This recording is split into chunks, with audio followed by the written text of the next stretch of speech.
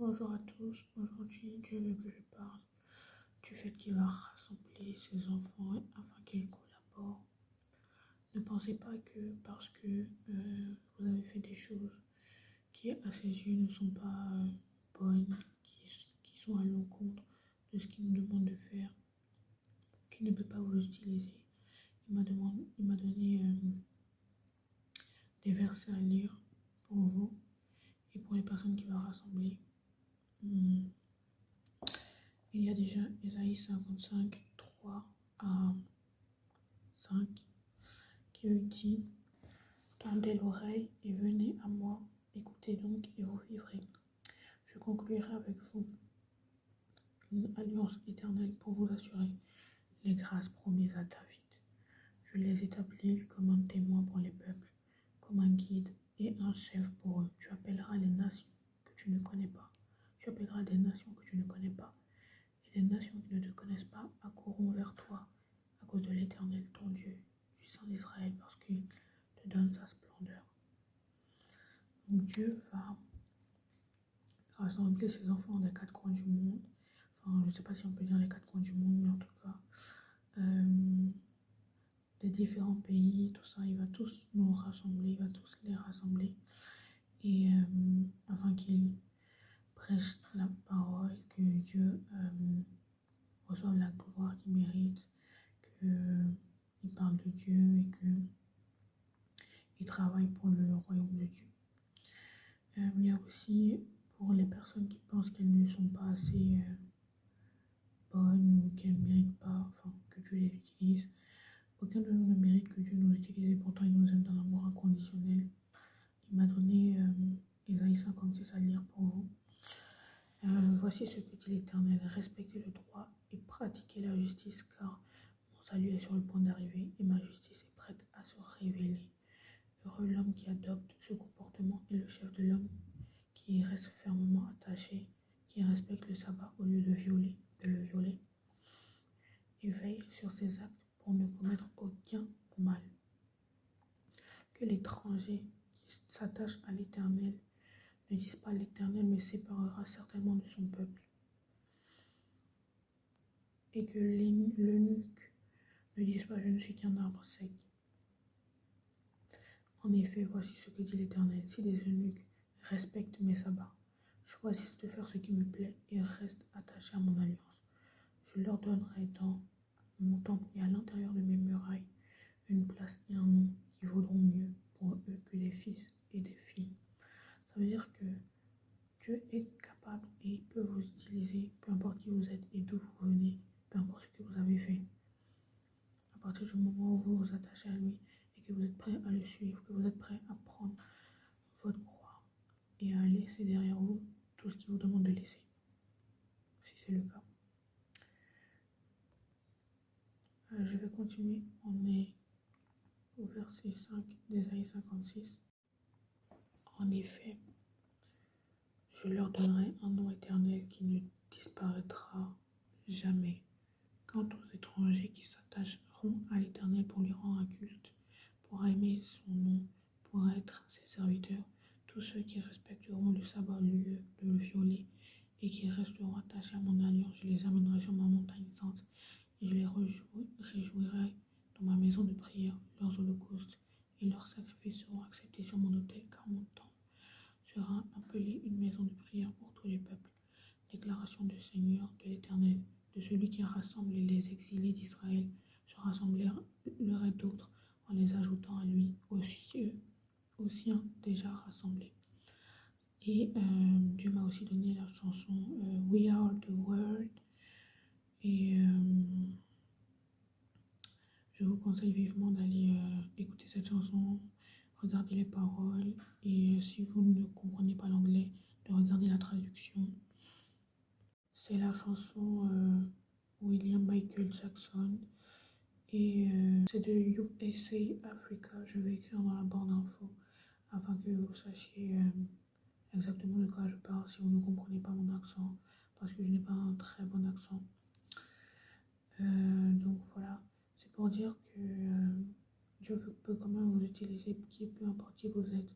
Il suffit juste que vous soyez prêt à revenir à lui être là et faire ce qu'il vous demande, être obéissant. Il ne fera jamais rien qui sera dans le but de vous faire souffrir réellement, sauf si par moment vous avez fait quelque chose qui n'était pas bien. Il sera toujours là pour vous, peu importe la situation. Son but n'est jamais de faire souffrir pour rien. C'est toujours pour apprendre quelque chose et qu'on revienne à lui. Je prie que vous avez compris que Dieu vous aime réellement et que vous allez revenir à lui. Que vous compreniez qu'il est le chemin, la vérité et la vie, qu'il nous aime tellement qu'il est mort pour nous. Dans le nom puissant de Jésus, je prie que toute personne qui regarde cette vidéo comprendra et se verra à travers les yeux de Dieu, se rendra compte que Dieu est le chemin, la vérité et la vie, qu'il est le seul qui sauve. Amen. Et aussi, je voudrais parler de la prière. Certaines personnes pensent que c'est pas important et que peu importe ce qu'on dit ou ce qu'on fait, Dieu ne va pas, dans tous les cas, exaucer nos prières ou alors il ne s'intéresse pas à nous. On le prend comme les personnes qui ont pu nous blesser. Par exemple, si ce sont nos parents, on les prend comme nos parents qui ont pu nous blesser dans notre vie. On le voit comme ça, on le voit comme une personne qui pourrait potentiellement nous blesser, nous abandonner. Mais Dieu ne nous abandonne pas. Il ne nous abandonne pas. Généralement, c'est nous qui l'abandonnons. S'il vous plaît, n'arrêtez pas de prier. C'est important. Il nous aime d'un amour inconditionnel. Ça veut dire que c'est sans condition. C'est pas parce que vous faites quelque chose de bien ou de mal ou quoi. Il vous aime parce qu'il est patient, parce qu'il est aimant, parce qu'il est juste amour. Et c'est pas par rapport à vos agissements. Il regarde aussi vos cœurs, votre cœur. Peu importe qui vous êtes, Dieu peut vous utiliser. Dieu peut avoir une relation avec vous, peu importe qui vous êtes et ce que vous avez fait par le passé. Rappelez-vous de l'histoire de Saul. Et je vais d'ailleurs lire l'histoire de Saul. C'est Acte 9. Quant à Saul, il respirait toujours la menace et le meurtre contre les disciples du Seigneur. Il se rendit chez le grand prêtre et lui demanda des lettres pour les synagogues de Damas, afin de pouvoir arrêter et amener à Jérusalem les partisans de cet enseignement qu'il trouverait hommes ou femmes. Comme il était en chemin et qu'il approchait de Damas, tout à coup une lumière qui venait du ciel resplendit autour de lui. Il tomba par terre et entendit une voix qui lui dit « Saul, Saul, pourquoi me persécutes-tu » Il répondit « Qui es-tu, Seigneur ?» Et le Seigneur dit « Moi, je suis Jésus, celui que tu persécutes. Lève-toi, entre dans la ville et on te dira ce que tu dois faire. » Les hommes qui l'accompagnaient s'arrêtèrent, muets de stupeur. Ils entendaient bien la voix, mais ils ne voyaient personne. Saul se releva de terre malgré ses yeux ouverts.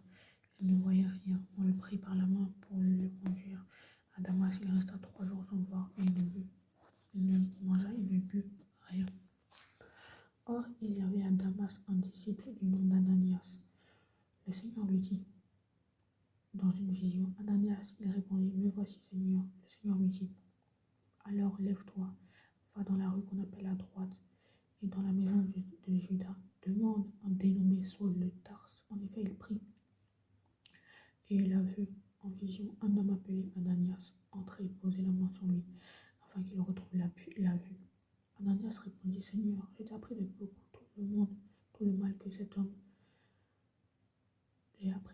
beaucoup tout le mal que cet homme a fait à tes saints à Jérusalem. Et ici, il y a plein de pouvoir de la part des chefs, des prêtres pour arrêter tous ceux qui font appel à toi.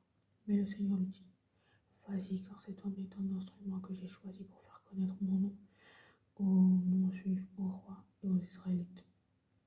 Je lui montrerai tout ce qu'il doit souffrir pour moi.